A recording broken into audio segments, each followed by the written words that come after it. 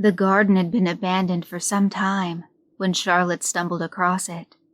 It immediately enchanted her childish imagination with its heavy, moss-covered stones and its overgrown flora, a place thick with the sounds of clicking beetles and creaking vines, and the smell of rot in the pollen-laden air. It looked as though it could hide all kinds of half-forgotten secrets. She remembered some distant memory of her father and her in bed, reading, and she wondered if, like the wardrobe, there might be a whole realm hidden in the garden's obscure foliage, a realm where she might be queen and live a new, nobler life. She took a step across the threshold. The first thing she did was turn back towards the feeble, cast-iron archway that marked the entrance. It was barely a foot behind her, yet the golden rays of sunlight that fell just beyond seemed miles away. Still furious at her mother, she approached a bird bath some 10 or 15 meters away. It was a small, chipped concave stone, which stood at a crossroad of footpaths. The bath was dry and grimy, containing only slow-moving insects that clumsily fenced with strange mandibles and colorful shells. Charlotte lowered a chubby finger and poked one of the beetles on a head that sat atop a folded neck longer than the beetle's body. It reacted slowly, and Charlotte giggled as it craned its weird face up to look at her. It went back to its business like an old man making tea, and Charlotte walked away, wondering if time moved at the same speed for little things like beetles as it did for bigger things like her. She carried on the path which brought her to a hidden church. She was close enough that she could walk up and touch its strange stonework. Its walls were a manic patchwork of stones that fit together like a strange jigsaw. She found herself searching for its end, allowing her eyes to follow the pitch-black glossy stone further and further as the tower rose into the thicket of trees. Eventually, Charlotte could crane her neck no more, and she stumbled backwards, nearly losing balance. The longer she stared, the more it appeared as though the wall disappeared into a new horizon, with the tower as a road she could walk on. With her eyes still fixed on the sky, she tentatively raised a foot and pressed it flat against the wall. Without any further thought, or even a sense of wonder, she raised the other and began to walk up the outside face of the church. Eventually, the tree line parted enough for her to see through it. Her eyes were instantly captured by a distant break in the wall's stonework. There was a small and circular inlet far away, and Charlotte suspected that it was some kind of window. She had always yearned to see a church's stained glass colors up close, but had found herself restrained at every service she attended. Wanting to see one now, she walked faster towards it, ignoring the fact that the inlet before her was but one of thousands in a view along a tower that stretched towards infinity. She felt only excitement at the thought of touching the glass, but before she could escape the canopy completely, something brushed against her shoulder. She saw the tree branches over her head point at her like fingers. She took a moment to reach out and dislodge bits of rotting leaves cradled in the branches. They fell spinning towards the ground, like pencil shavings tumbling into a bin. When she looked back from the twirling litter, she saw a squirrel close to her face, and, for the first time since her adventure, she felt fear. It was a blind and stupid-looking squirrel, fat like some overfed classroom pet. It sat on a branch and was perched deliberately close to Charlotte's face, staring into her eyes from above with a predatory gaze. It chewed mindlessly at its own paws, dripping blood that looked to Charlotte like it was falling the wrong way. All the while it stared at her with pale and scratched corneas. Both it and her remained perfectly still as they stared at one another, and when something fell in the distance and the squirrel darted away after it, Charlotte felt immense relief. She had no idea why it had frightened her as much as it had, but she was happy to hurry away from it. She finally reached the window and was pleased with what she saw. In leading her above the tree line, she had been granted a vision of the world around her that was unlike anything she had seen before. Some part of her looked at the ground, hundreds of feet below, and felt only curiosity, a feeling that was both satisfied and intensified as she turned back and leaned down to trace the strange patterns of the foot-wide stained glass window with its brightly colored segments bound by thin wires. The pattern made her think of sweets in a glass jar, or the spray of water off fruit, or the smell of her father's cider. It was strange but pleasant, and as her fingers ran across it, she felt a peculiar warmth, like the time she had stolen a sip of brandy during a grown-up party. She stood up and started moving towards the next window along, carrying herself upwards. She paused to occasionally trace another pattern across another jeweled glass circle, but otherwise kept walking for what felt like hours. It came to an end only when she finally met another pilgrim along the strange road. An odd, robed figure, dragging a cart laden with sacks of assorted size that wobbled with each and every stone the wheels rattled over. He was muttering to himself as he struggled with the burden of the wagon when he stopped to check the sagging wood of the axle's beams. It looked to Charlotte as though the frame was getting ready to break at any moment, and she winced when she saw the man kick the side of the cart in frustration, expecting the beam to suddenly snap. Delicately, she spoke up. "Hello?" The figure turned with a terrible start. Noticing the young girl, he immediately began to pat himself down while managing an overeager grin. Charlotte saw now that the man was not robed or clothed in any usual way, but rather he was actually an enlarged man-shaped robe. His grin was a crescent tear across the round turban that was, much to Charlotte's confusion, his entire head. Despite this, the way his dark eyes, jagged mouth, and rumpled nose moved and contorted as he spoke seemed quite natural, even friendly. "G'evening, my lady," he cried. "You've been most lucky to stumble upon Solaren, for he, today and only today, is in possession of a vast wealth of unimaginable objects and trinkets to please a young girl such as yourself." Charlotte frowned and quizzically leaned her head across to look at the dirty pile of Hessian sacks piled upon Solaren's cart. "Are you a mummy?" she asked, referring to the old films her father had watched. "Well, I've certainly been through a few launders, and a man can't always account for every companion he meets on a long and lonely pilgrim's road, so I imagine it's quite possible some lucky dish-rag has found herself nursing a silken babe who bears a resemblance to my own strong-lined outline, although whether that makes me the mother, a mammalian concept, is entirely Charlotte giggled. "What on earth are you talking about?" she asked. Solaren blushed. Charlotte was reminded of a jack-o'-lantern. "Never mind," he said, nervously. "I didn't mean to brag. It's just a personal question. I mean, are you a mother?" "No," Charlotte said. "I have one, though." "That's good," Solaren said with a nod. "Mothers are so loving, aren't they? Perhaps your mother might like her." Charlotte remembered sharply why she had left the house that morning, and rudely snapped, "No, I won't be getting her anything." Solaren fumbled a little and pointed hesitantly to his cart. "Are you sure?" he asked. "You haven't even looked." "No," Charlotte repeated. "Besides, I have no money. I'm only meant to be going for a quick stroll, but I've gotten a little lost. I should be going back." Charlotte turned around and looked down towards the garden, but noticed that it was, inexplicably, out of sight.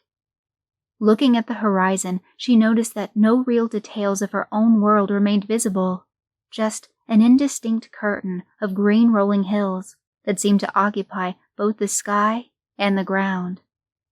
It was kaleidoscopic. Charlotte felt worried when she realized that the grey skyline of London was no longer visible. She found herself asking, for the first time that day, if any of her experiences were real. "I think I should go home," she said, narrowing her eyes. Solaren looked around and shrugged. "Shouldn't we all?" he replied. "I've been stuck wandering this bloody place for what feels like days now." Solaren let go of the cart, letting it lift gently forward. "Can't believe the bloody cheek. Customs took my Troxin, if you can believe it. All because they wouldn't know genuine leather if it had been stripped from their own arse." "My father hates customs," Charlotte added, unsure of what the word meant, but always eager to take expressions overheard from grown-ups and try to put them to use. "A wise man," Solaren nodded. "He works for a company that sells coal overseas," Charlotte repeated ad verbatim from her mother. She was pleased with the way she delivered the words. Solaren's eyes lit up. "Coal?" he muttered. "Shiny, metallic material, used for jewelry?" "No," Charlotte answered, looking confused. "That's called gold." "Oh," Solaren stuttered. Of course. That's what we call it too." "Coal is worth a lot, though. Father says it's much more valuable than gold and that the Empire was built on it."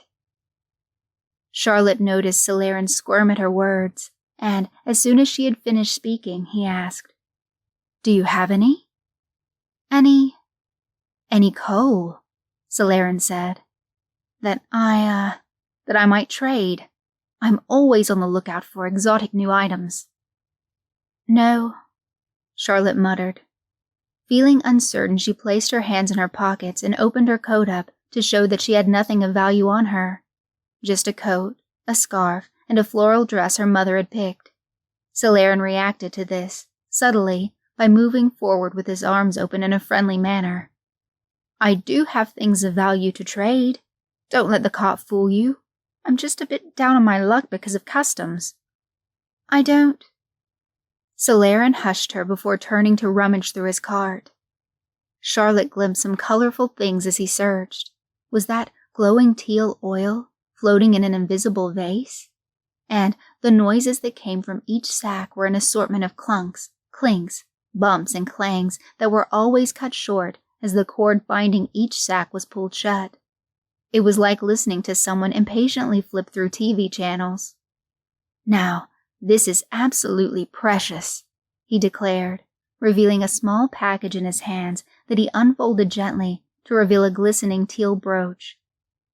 "It's unbelievably valuable, and it comes straight from the sands of Titan, permitting, of course, one is in a reality where Titan has sands.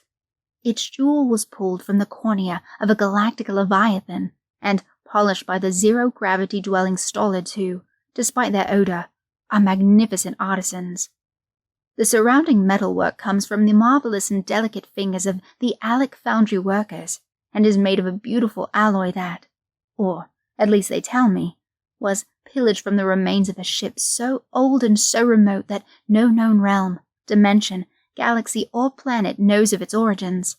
I believe," he said, rolling his eyes upwards to think intently, "it was called Voyager." Solaren's hollow eyes widened as he looked back down and waited for Charlotte's reaction. She leaned over it and examined it carefully. She had to admit, it was beautiful. "I don't have—" "Oh, I'm sure," Solaren said with a smile. "I wouldn't want you to think I'm only interested in short-term returns. Rather, I think you could consider this something like a gift." Solaren leaned forward, closer to the young girl, and gingerly placed the brooch around her neck, letting the swollen gem fall against her stomach so she could feel its weight. "Like a gift?" Charlotte muttered coyly while turning it over in her fingers. "Aha!" Solaren snorted loudly. "You are smart. But yes, something like a gift," he said with a pointed gesture. "You can have it, but I would much appreciate it if you could find the time to maybe put in a good word in for Solaren when you see your father. This emissary of empires." Charlotte muttered under her breath, feeling something inside of her mind unlock. I need to go home. My father will be home soon, she cried, and she twisted and turned, looking at the strange mess of a world that surrounded her, with a sort of panic on her face. The ground beneath her feet stretched into 1,000 directions without ever changing its shape from a single, linear strip. It was clearly still the church tower, but wherever it had taken her was far away from the garden. It was also giving her a powerful migraine, and she felt ever so slightly intoxicated. Oh no, she gasped. Oh no, no, no. What if he comes back and I'm not there? She was stopped only when she felt a warm but soft hand grip her shoulder. It was Celerin looking at her with some concern. I remember the direction you came from, he said. If you are lost, that is. Where? Charlotte cried. Where? Celerin pointed towards the garden in the distance. Charlotte shook her head, swearing that it had not been so obviously present, and took off immediately. She ran furiously, focusing only on the rhythm of her footfalls and the way her destination wobbled as she ran, but never grew closer. It was not long before she had to stop, her breathing deep and strained. She was startled when she heard someone approaching, but it was only Celerin loping towards her. For goodness sake, girl, he panted heavily as he slowed to stop next to her. It's too far to run. I'll have to show you how, and you'll have to take your bloody time. I'm not an athlete. It had been hours since she had first met Celerin, and he hadn't stopped talking. And yet she didn't really mind. She stayed focused on the strange sight of the ground below, and the elastic distance of this strange world was so confusing that Celerin's voice hardly registered. Still, she was concerned at the lack of progress. When she had asked about this, Celerin had muttered something about relative space and the power of observation. A watch till it never pops, he had declared with a smile. In other words, you must relax. Let your mind wander. It won't work otherwise, he added. It's hard to describe, but if you keep staring and thinking about it, it's much less likely to work. But she could not relax, nor let her mind wander, no matter how hard she tried. She desperately wanted to go home. This homesickness was eating away at her. She didn't even notice when Celerin stopped talking. What's bothering you? He eventually asked. It's my father, she replied, hearing the catch in her voice. I haven't seen him in a while. I'm afraid if I don't go home I won't see him again. Charlotte glanced off towards the rolling sky and watched as purple daffodils fluttered along in the breeze. It was like glimpsing reflections in puddles during a rainstorm. Nothing stayed still. We'll get you home, Celerin said with a smile. No, you don't understand. He left before I ever came here, Charlotte replied. I don't even know if he'll ever come back. I'm sure he will. No, Charlotte said, shaking her head, her voice growing shrill. You don't know that. I suppose I don't, Celerin said, a little taken aback. What happened? I don't know, Charlotte shrugged. He hasn't come home. No one will tell me what's happening, but if I'm not home when he gets back, he may leave again, and I won't see him, and I don't know if he'll ever come back after that because Mama's always rude to him and I think he only comes back for me. And what if he thinks something is wrong, because I don't want him to think I'll never come back, because then he'll never come back and I'll never see him, and I only wanted to give my mother something to sweat over. Celerin reached forward and calmed Charlotte with a gentle hug. She pulled away for a moment, but feeling something inside her chest rise up, she rushed forward so quickly that it surprised Celerin. There she began to sob, going limp in his arms and hanging there like clothes on a wash line as she let go of all restraint. Each deep breath burned in her chest, and each exhale was sloppy and uncontrolled and coated Celerin's shoulder in thin, clear snot. She endured this for some time until, eventually, whatever it ignited was spent, and the fire inside her chest died, leaving her with a headache and sore sinuses. She pulled back to look at Celerin. A long string of clear mucus ran from her upper lip to Celerin's shoulder, and she wiped it away with her hand, feeling embarrassed. "Sorry," she whispered. "Oh, it's okay," Celerin said before reaching into his own nose and pulling out a long green thread of wool. It stuck to one of his fingers, and he flicked it towards Charlotte, who burst out laughing at the strange sight. Celerin stuttered, and Charlotte could see he was thinking intensely. "I hope your father comes back soon," he said. Charlotte gave a curt nod and smiled. "Thank you." "Now, come here," he said as he brought her close once more and pointed to one of the horizons they faced. Moments later, a sort of fishtail broke through the parting clouds. It was a silky and membranous sail, like the waving tail of a tropical fish. But, despite its rainbow splendor and regal elegance, Charlotte saw that the muscles powering it were like the thick muscled knots of a horse. Even the church tower, with its cosmic geometry, looked like a needle in comparison to the sheer mass of the half-glimpsed serpent. "What is it?" Charlotte asked. "I don't know," Celerin answered. "I just get chills when something is about to break through from one place to the next. I never know what it'll be, but it's usually something amazing. It's a habit you pick up from walking between realities. Talking about which," he turned Charlotte back around to face their destination, "I think it's about time we kept moving towards your own." This time, as they walked, Charlotte thought of more than just her destination. Instead, she thought of the last time she had seen her father, and the promise he had made to see her soon. Even as young as she had disliked the vagueness of his wording, and the uncertainty had played on her ever since. Charlotte, in passing, thumbed the heavy brooch around her neck and began to doubt whether she would be able to pass Celerin's message on. "I don't think I'll be able to give you any coal. In fact," she unclasped the brooch and held it in her hand, "I don't think it'd be fair for me to keep this." "Oh no," Celerin shook his head. "Don't be silly. It was a gift." "It was like a gift," Charlotte responded.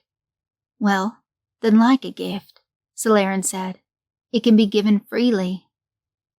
"No, that's not." Charlotte struggled for a moment to think of a retort until an idea came into her mind, and she began to unfurl her scarf. "What if I gave you this? It's all I have that I can give.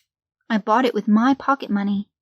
I'd give you something else, but everything else has been a gift from either Nana or Santa or Mum." The realization humbled Charlotte. "Psh," Celerin snorted softly. "We made a deal. I made a promise, so it's yours. I won't take it from you." "No," Charlotte insisted. "It's not a deal or a trade if you don't get something back, and I might never even see my father again to tell him about you. I won't be patronized." This was a word Charlotte had heard her mother say to her father and was now employing to great success, even if she didn't know what it meant. "Oh, all right then," he said while taking the scarf.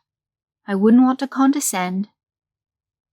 As they had approached the earth, the kaleidoscopic weirdness of the church tower had receded, and things appeared a little more normal now, even if Charlotte was distinctly aware that she was standing on a wall. The most upsetting part of the return journey, however, was the dusty, muted appearance of the round, stained glass windows. They had been so vivid one way, making her think of blackberries that left purple stains on her fingertips, the sweet smell of bottled apple juice, and dark green mint that grew in thick bushes near her grandmother's back door. But they were now plain and sooty, and the patterns lazy and manic like an untalented sketch. Some part of Charlotte felt distinctly deceived. "This isn't a normal garden, is it?" she asked once they stood facing the canopy from above.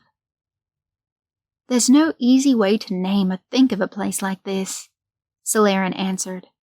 "I've heard some people compare them to cobwebs, springing up in places no one goes to anymore. Sometimes they're even worshipped by the people who find them. Most of the stories about them are just fairy tales, though. All I know, or all that anyone knows for sure, is that these gardens have guardians, and they don't stay in one place for very long. They're also filled with ways in and out. I say, you don't remember the way you came in, do you? Yes, Charlotte said. As a matter of fact, I do. I remember it quite clearly. There was a bird bath. That much is easy, at least. I'll have to find my own way back, I suppose. Celerin took a step forward and Charlotte followed. They passed through the canopy easily enough, but Celerin stopped for a moment to examine a thin trickle of blood that had been streaked across the wall. Charlotte thought of the squirrel she had seen and wondered if she should tell him. But before she had the chance, he was up and moving again. Charlotte quickly noticed that, for all of Celerin's friendly confidence, this place was frightening for him. She hoped he would not be made to stay here longer than he needed to, just because of her. He maintained the lead until they approached the ground. Charlotte, feeling more herself than before, was struck by just how bizarre it felt to change direction by 90 degrees without sensing any change. Her hair didn't move, like she thought it might. It felt a little like the whole world, and gravity itself, moved to accommodate her. She was almost having fun when she glanced back and saw the look on Celerin's face as he approached the same transition. She held out her hand for him, and Celerin took it to steady himself as he stepped down onto the floor. "It's not far," Charlotte said, as she pointed towards the path she'd followed. As she did so, something bath-time warm and cherry red landed on her hand. She looked at it and rolled it between her fingertips, arms still outstretched, before looking up and seeing the squirrel staring back down at her. "Oh no," she heard Celerin mutter. That's when her eyes started to hurt, and her head started to throb, and something behind the squirrel started to unfold. Just as she caught a glimpse of the roiling mass of eyes and legs and glass-like teeth, as long as her arm, Celerin grabbed her wrist and began to run. All around them came leaves falling like an ochre rain. Whatever was chasing them disturbed the trees above, and Charlotte watched as caliper-like legs, black and shiny, came down all around them. She felt Celerin change direction as he pulled hard on her sleeve, causing her to lose her footing. But Celerin was stronger than he looked, and, with his one arm, he held the girl up by her wrist and dragged her along. Charlotte could feel the toes of her shoes scraping along the paving stones. She was trying to lift them awkwardly to regain her footing when she saw that they were nearing the bird bath. Another leg, pointed like a geometry compass, slammed down with tremendous force. The leg was slender, almost feminine, like a stiletto heel stretched to caricature, but it crumpled the stone like an origami distraction. Charlotte felt a cold shadow overtake them as it passed overhead. Celerin crouched low, picked her up, and cradled her in his arms. Charlotte tried to twist and turn so she could see what was chasing them, but whatever it was completely hidden. It was also dead ahead. She squeezed her eyes tight, feeling Celerin's long strides carry them closer to the monster, and thought this was surely the end. But she was surprised when a sense of weightlessness came over her, followed by a sudden impact and a sense of rolling. She quickly realized that Celerin had thrown himself into a diving roll and was now rising, with some difficulty, on the other side, with Charlotte still in his arms. She finally reopened her eyes and saw that she was slung over Celerin's shoulder. Behind them both, she glimpsed a dark shape as it rose back into the canopy, disturbing the leaves above like a fin breaking water. She craned her neck around to see if they were close to the exit and felt her heart rise at the sight of the metal arch. They were closer than she could have hoped. She looked at Celerin, ready to tell him that this was the right place, but was silenced by his furrowed brow and grim determination. There was a look on his face she recognized, though she couldn't remember where. Charlotte was launched forward once more without warning. This time, she hit the ground hard and rolled without Solaren to protect her. She opened her eyes, rubbing her sore knees and elbows, and saw Solaren's hand by her chest, wriggling desperately as he gripped her brooch. Behind them, his calf had been pierced by one of the pointed legs that descended from the woodland ceiling. He was being dragged backwards. The only thing that stopped him was the brooch. Charlotte grabbed his wrist, but he seemed to only wriggle harder. Charlotte noticed that he was staring at her with a look of despair, and that was when she realized he wasn't gripping the brooch. He had been snagged by one of its edges. He was struggling, violently, to pull it loose. Charlotte reached down and grabbed his hand, bunching his fingers together, trying to stop him. For a moment, he looked up at her, furious, but his anger melted quickly, and he smiled with a kind of exhaustion. "I'll be fine," he cried, trying very hard, and failing, to look unfazed. "You have to go." Charlotte was screaming her protests when the shape lowered itself into view. It was dreadful. She noticed the startling contrast between the sleek lines of an arachnid body that culminated in a muddled mess of mouth parts. And there were a few fleeting moments, as the shape shook its quarry like a worrying dog, that the leech-like maw reassembled itself into the shape of the squirrel, and the body behind it disappeared from perception. It was like the illusions her father showed her, where the image of a young woman would suddenly transform into an old crone. Charlotte was horrified to think that any living thing could rewrite her vision without her permission, using it like insects using camouflage. All along its body, hairs as thick as paper clips vibrated and whistled, and its fat abdomen dripped red fluid that slicked the floor from fleshy arterial openings. The monster smelt distinctly sweet, and it made Charlotte think of fruit juice left out in the sun, the glass slowly filling with flies trapped in the thick sugar water. For a second, she actually wanted to taste the fluid. It looked so sweet, and she started to feel heady and unafraid.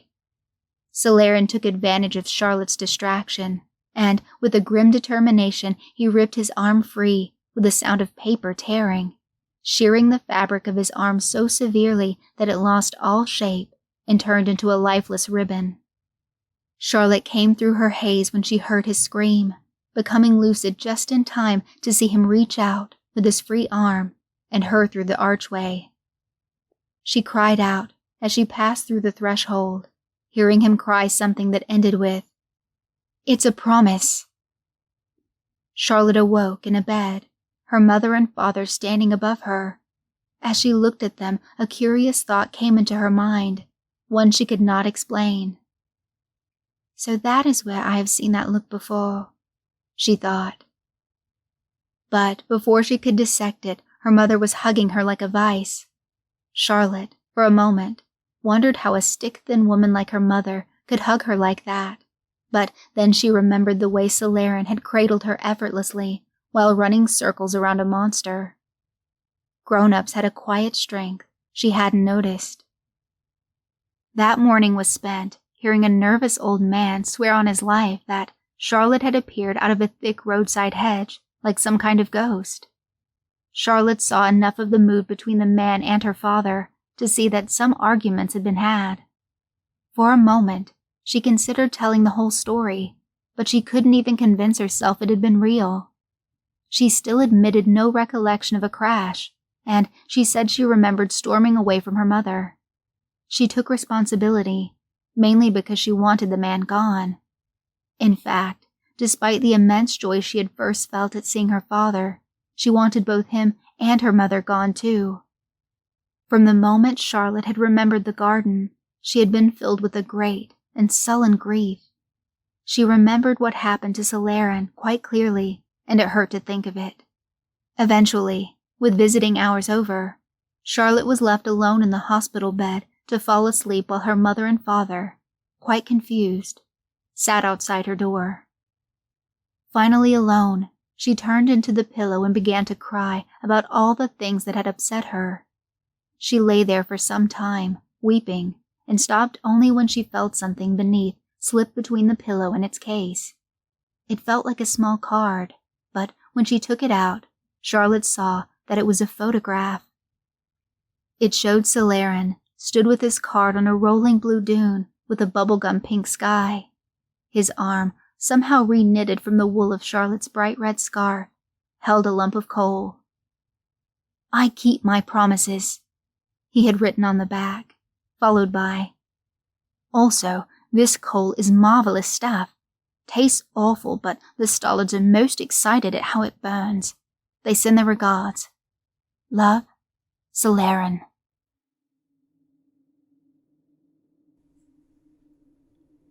I just want to give a quick shout out to my patrons, Miriam, Dan, Jeremy, and Shoji. Thanks so much for your support. I really appreciate it.